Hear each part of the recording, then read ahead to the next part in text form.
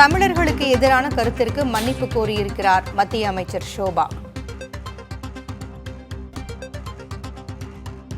தமிழர்களுக்கு எதிரான தனது கருத்திற்கு மத்திய அமைச்சர் ஷோபா கரந்த்லஜே மன்னிப்பு கோரியிருக்கிறார். பெங்களூரு ராமேஸ்வரம் கஃபே குண்டுவெடிப்பு தொடர்பான தனது கருத்தினை அவர் வெளியிட்டிருந்தார். தமிழர்களுக்கு எதிராக அவருடைய கருத்து இருந்த சூழலில் தற்பொழுது அவர் மன்னிப்பு கோரியிருக்கிறார். விவரங்களை வழங்க செய்தியாளர் ரமேஷ் இணைந்திருக்கிறார். ரமேஷ், இந்த விவகாரம் குறித்தும் தற்பொழுது மத்திய அமைச்சர் மன்னிப்பு கோரியிருக்கும் அந்த விஷயங்கள் குறித்தும் விரிவா சொல்லுங்க. கர்நாடகத்தைச் சேர்ந்தவர் மத்திய அமைச்சர் ஷோபா கரந்த்லஜே. பெங்களூரில் உள்ள ராமேஸ்வரம் கப்புல பாத்தீங்கன்னா ஒரு குண்டுவெடிப்பு நடந்தது.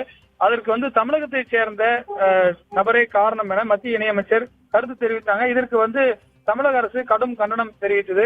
அது தொடர்பாக திமுக அரசு சார்பில் தொடுக்கப்பட்ட புகாரின் பேரில் இரு பிரிவினரே கலக்கத்தை தூண்டுதல் ஏற்படுத்துவதாக 4 பிரிவின் கீழ் அவர் மீது வழக்கு பதிவு செய்யப்பட்டது. இந்த வழக்கை ரத்து செய்ய கோரி ஷோபா சார்பில் சென்னை உயர்நீதிமன்றத்தில் மனு தாக்கலும் செய்யப்பட்டது. இந்த வழக்கு ஏற்கனவே விசாரணைக்கு வந்தபோது செய்தியாளர் சந்திப்பு நடத்தி ஷோபா மன்னிப்பு கோரினால் ஏற்க தயாராக இருப்பதாக அரசு வழக்கறிஞர், தமிழக அரசை சேர்ந்த வழக்கறிஞர் தெரிவித்திருந்தார். இந்த நிலையில இந்த வழக்கு நீதிபதி ஜெயச்சந்திரன் மீண்டும் இன்றைக்கு விசாரணைக்கு வந்தபோது ஷோபா சார்பில் ஆஜரான வழக்கறிஞர் செய்தியாளர் சந்திப்பு நடத்தி மன்னிப்பு கோருவதில் சில சிக்கல்கள் உள்ளதாகவும், இந்த விவகாரம் தொடர்பாக ஏற்கனவே ட்விட்டர் தளத்தில் மன்னிப்பு கேட்கப்பட்டு விட்டதாகவும் சொன்னாரு.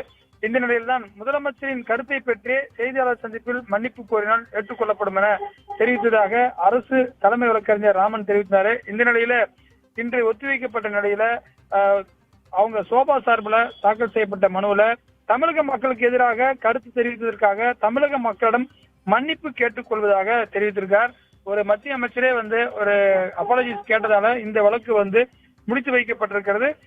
அது மட்டும் இல்லாமல் நீதிபதி நாளை மறுதினம் இந்த வழக்கை ஒத்தி வைத்திருக்கிறார். அப்போது என்ன சொல்லப்படுகிறார்கள் என்பதை பார்க்க வேண்டும்.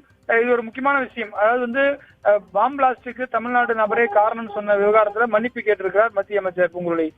தகவல்களை வழங்கியமைக்கு நன்றி ரமேஷ்.